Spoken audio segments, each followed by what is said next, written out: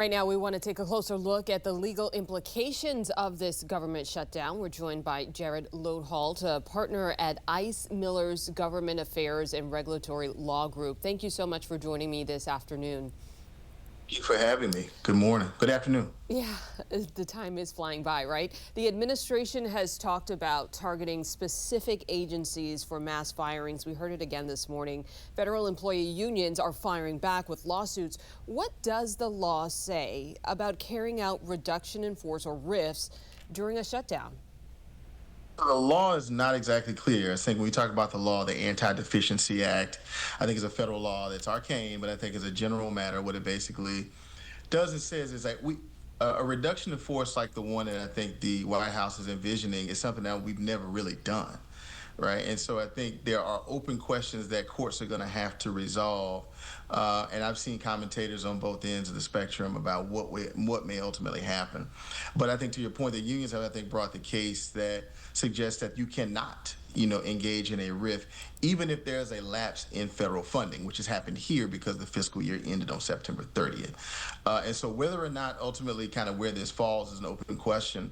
But I think the law itself really didn't envision, I think, the scenario that is seeking to be happening here. I think when you look at how White Houses approach shutdowns, there's some creative lawyering, I think, that tends to happen about what they can do to justify the steps they want to take.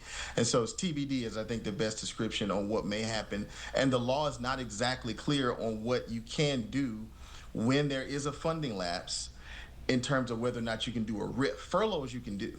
So that's what makes, I think, this shutdown very different.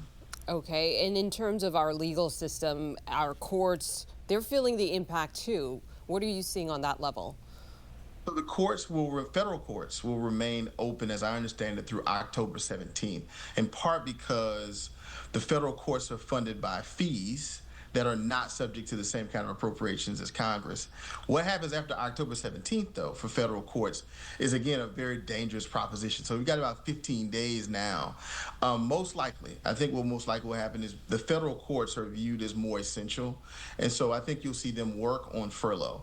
And I don't think you'll see the same kinds of potential cuts to the federal judiciary that you're going to see in certain agencies like Housing and Urban Development or the Department of Education. Because I think if you saw the president's comments on Truth Social yesterday, quote, Democratic agencies were the ones that will be targeted. And so I think we can guess which ones those are.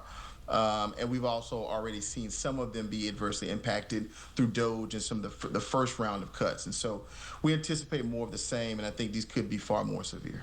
So October 17th would be the date to circle in your calendar if you're following this closely. Okay. Well, Jarrod Loadholt, we thank you so much for joining us today and sharing your expertise. Absolutely. Thank you for having me.